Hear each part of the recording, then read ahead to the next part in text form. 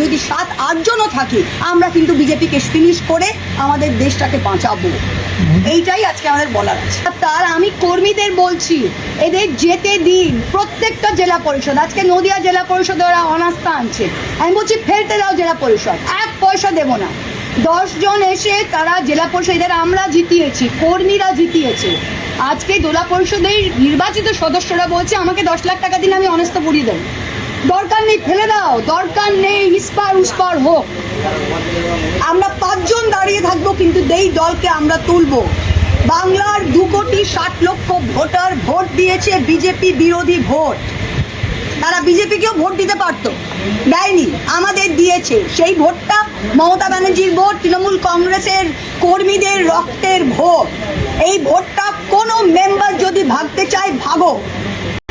নদীটাকা 1 পঞ্চায়েতে আপনারা পঞ্চায়েত ফেলবেন, ফেলেন। এই দুটো চোর মেম্বারকে নিয়ে ভোট চাইতেও যেতে পারছি না, ফেলেন।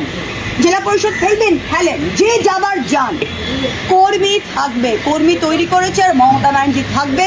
আর আমরা যদি 7-8 জনও থাকি আমরা কিন্তু বিজেপিকে ফিনিশ করে আমাদের দেশটাকে বাঁচাবো। এইটাই আজকে আমাদের বলার আছে।